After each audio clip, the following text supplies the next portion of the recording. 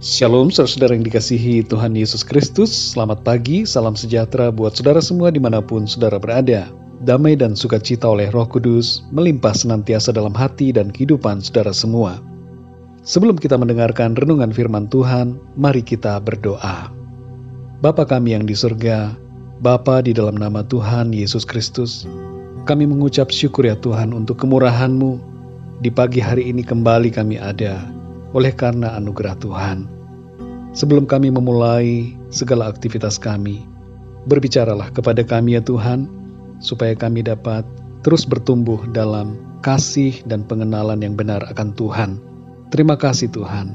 Dalam nama Tuhan Yesus kami berdoa. Haleluya. Amin. Saudara yang dikasihi Tuhan, ayat renungan pada saat ini terdapat di dalam Injil Matius pasal 21 ayat yang ke-13. Tertulis demikian, dan berkata kepada mereka, ada tertulis, rumahku akan disebut rumah doa, tetapi kamu menjadikannya sarang penyamun. Ayat ini merupakan perkataan dari Tuhan Yesus. Saudara yang dikasihi Tuhan, di seluruh Eropa saat ini, bangunan gereja yang sudah tidak dipakai untuk ibadah ada sejumlah 6.000 lebih. Dan 1.400 diantaranya telah beralih fungsi. Ada yang menjadi museum, hotel, kafe, restoran, dan lain-lain. Namun demikian saudara, di Eropa muncul gereja-gereja baru yang tidak disupport secara finansial oleh negara, tetapi berdiri secara independen. Ada yang melakukan ibadah di gedung biasa, ada yang memakai gedung gereja tua, dan ada yang memakai restoran untuk beribadah, atau gedung-gedung yang lain untuk beribadah. Juga ada yang memakai rumah-rumah jemaat. Kosongnya gedung-gedung gereja yang sudah berusia berabad-abad di Eropa mungkin membuat hati kita merasa bersedih. Tapi sebenarnya kita tidak perlu merasa demikian, karena bukan soal gedungnya yang terpenting, tapi orang-orang yang percaya, itulah yang terutama. Gereja adalah kita. Kita adalah gereja Tuhan.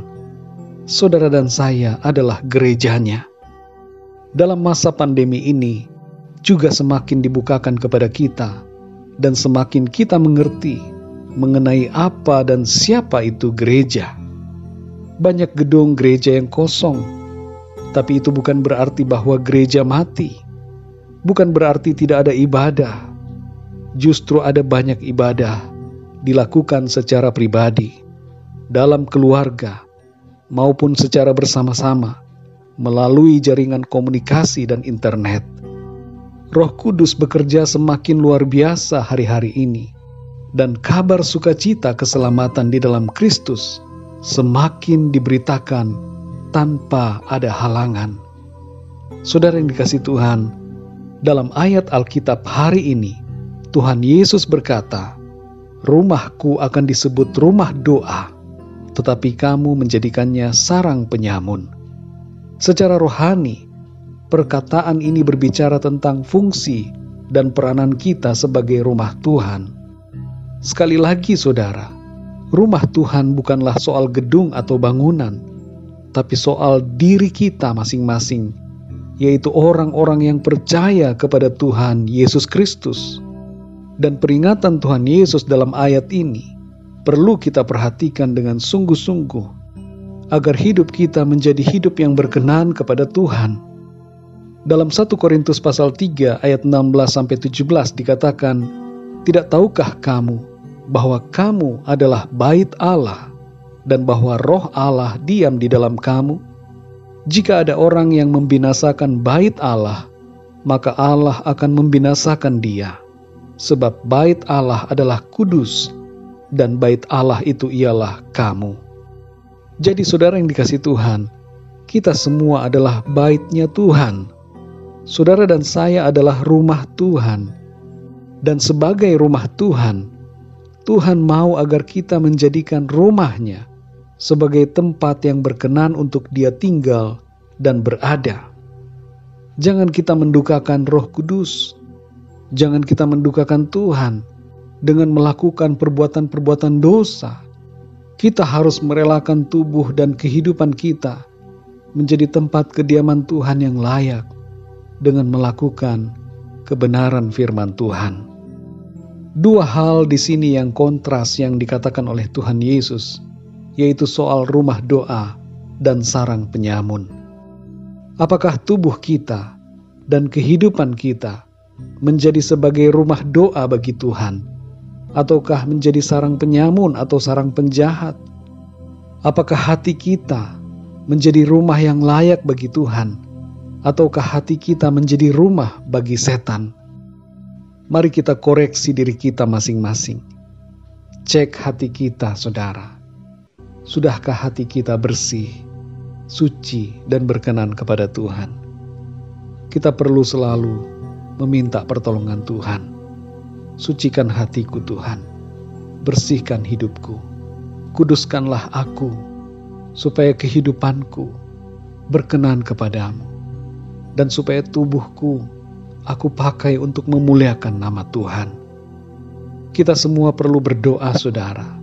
Minta Tuhan menolong kita untuk mengerti kehendak-Nya, dan agar kita menjadi rumah doa yang layak dan berkenan bagi Tuhan. Mari kita singkirkan semua yang jahat dari hati dan kehidupan kita. Dalam Roma 12 ayat yang pertama dikatakan, "Karena itu saudara-saudara, demi kemurahan Allah, aku menasihatkan kamu, supaya kamu mempersembahkan tubuhmu sebagai persembahan yang hidup, yang kudus, dan yang berkenan kepada Allah. Itu adalah ibadahmu yang sejati." Saudara yang dikasihi Tuhan, mari kita pakai tubuh kita untuk memuliakan dan menyenangkan hati Tuhan. Dalam Roma pasal 6 ayat 13-14 dikatakan, "Dan janganlah kamu menyerahkan anggota-anggota tubuhmu kepada dosa untuk dipakai sebagai senjata kelaliman, tetapi serahkanlah dirimu kepada Allah sebagai orang-orang yang dahulu mati, tetapi yang sekarang hidup, dan serahkanlah anggota-anggota tubuhmu kepada Allah untuk menjadi senjata-senjata kebenaran. Sebab kamu tidak akan dikuasai lagi oleh dosa, karena kamu tidak berada di bawah hukum Taurat, tetapi di bawah kasih karunia." Saudara yang dikasihi Tuhan, sebagai rumah Tuhan, kita tidak akan membiarkan tubuh kita tercemar oleh perbuatan-perbuatan dosa. Jagalah hati dan pikiran kita. Jagalah perbuatan kita, agar selalu berkenan kepada Tuhan. Mari saudara yang dikasihi Tuhan, jadilah rumah doa. Jadikan hidup kita sebagai rumahnya Tuhan yang layak dan berkenan. Mari kita berdoa, saudara. Bapa kami yang di surga, Bapa di dalam nama Tuhan Yesus Kristus, terima kasih kami mengucap syukur untuk pertolongan Tuhan di sepanjang malam yang telah lalu. Sampai saat ini kembali kami ada oleh karena anugerah dan kemurahan Tuhan. Kami bersyukur untuk kebenaran firman-Mu ya Tuhan, yang mengingatkan kami kembali untuk menjaga agar hidup kami berkenan kepadamu. Jamahlah hati kami Tuhan, dan bersihkanlah dari segala yang jahat, dari segala sesuatu yang dapat dikatakan sebagai sarang penyamun. Kuduskanlah hati kami Tuhan, dan layakkanlah sehingga hidup kami ini benar-benar menjadi sebagai sebuah rumah doa bagi Tuhan. Berikan kami pengertian ya Roh Kudus, untuk kami dapat mengenali apa yang menjadi kehendak Tuhan bagi kami. Kami mau mempersembahkan tubuh kami sebagai persembahan yang hidup, yang kudus, dan yang berkenan kepadamu Tuhan. Terima kasih Tuhan.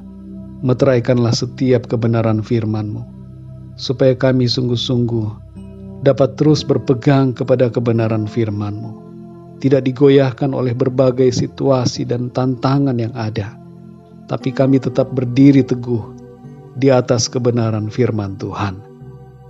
Berkatilah kami di sepanjang hari ini Tuhan. Lindungi kami dengan kasih dan kuasa-Mu. Tolong kami supaya apapun yang kami kerjakan di hari ini, Tuhan buat berhasil dan memuliakan nama Tuhan. Terima kasih Tuhan. Dalam nama Tuhan Yesus kami berdoa dan mengucap syukur. Haleluya. Amin. Puji Tuhan, saudara yang dikasihi Tuhan. Saya percaya firman Tuhan menjadi berkat dan kekuatan buat saudara semua. Dan Roh Kudus akan menolong saudara untuk lebih memahami kebenaran firman Tuhan. Tuhan Yesus memberkati saudara semua. Sampai jumpa dalam renungan yang berikutnya. Haleluya.